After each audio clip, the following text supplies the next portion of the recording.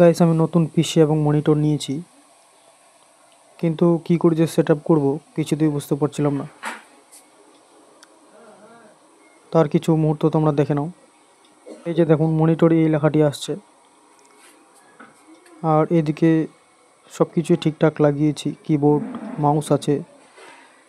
এদিকে পিসির RGB light ঝকঝক করে জ্বলছে, কি সুন্দর লাগছে, কিন্তু আসল কাজটি হচ্ছে না। এই পিসিতে পিছনে একটি সেট ফ্যান রয়েছে, আর পিসিটি অ্যান্ড স্পোর্টের পিসি। যাই হোক, আমি অনেক চেষ্টা করছিলাম, প্রায় 2 দিন থেকে চেষ্টা করছিলাম। কোথায় ভুল হয়েছে কিছুতেই বুঝতে পারছিলাম না। মাদারবোর্ড নিয়েছি, ঠিকঠাক আছে। র্যাম নিয়েছি, সেটাও ঠিকঠাক আছে। SATA দিয়ে SSD কার্ড লাগিয়েছি, সেটাও ঠিক রয়েছে। তাহলে কি গাইস হার্ড ডিস্কের কি প্রবলেম রয়েছে? কারণ 2 TBর হার্ড ডিস্ক, সেটি একটি পুরনো হার্ড ডিস্ক লাগিয়েছি। কিছুতেই বুঝতে পারছিলাম না। LG কোম্পানির মনিটর নিয়েছি। এই যে দেখুন গাইস, ঠিক হয়ে গেছে। তারপর হাহা, কি মজা! অনেক চেষ্টার পর তারপর হার্ড ডিস্কটা খুলে বাদ দিয়ে দিই, ব্যাস তারপরে ঝাকাস সব চলে এলো। উইন্ডোজ 11-এর যে সেট আপ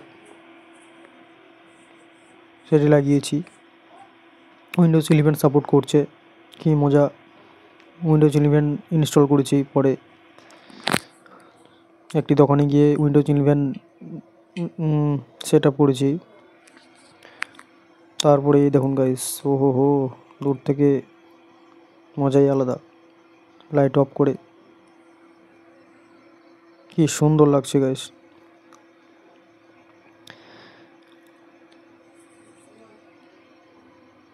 তো তোমাদের বলে দিই, মনিটরটি আমার 27 ইঞ্চির LG কোম্পানির রয়েছে। কিবোর্ডটি রয়েছে RGB জিব্রনিক্সের, সাথে মাউসটিও রয়েছে গেমিং মাউস RGB। পিসি ক্যাবিনেটটি নিয়েছি অ্যান্ড স্পোর্টের।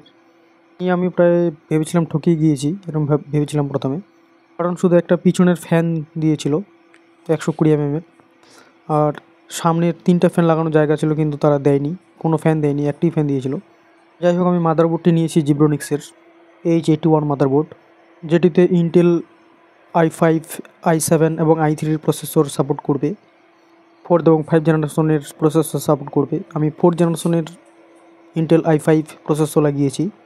র্যাম আমি আপাতত 2 GB লিখিয়েছি, কিন্তু আমি অর্ডার করেছি 8 GBর একটি র্যাম লাগাবো। সেটি থাকছে কনসিস্টেন্ট কোম্পানির র্যাম, একটি ভালো র্যাম। SATA SSD কার্ড লাগিয়েছি ফক্সিন কোম্পানির, 56 GBর SATA হচ্ছে SSD কার্ড। মাদারবোর্ডটি 16 GB পর্যন্ত র্যাম নিতে পারবে, সাপোর্ট করবে। পরবর্তীতে এগুলি লাগানোর চেষ্টায় রয়েছি, দেখা যাক। মাদারবোর্ডে NVMe SSD কার্ড লাগানোর জায়গা রয়েছে। পরবর্তীতে গ্রাফিক্স কার্ড লাগানোরও আশা রয়েছে। সব উপরালা। ভিডিওটিতে লাইক করো।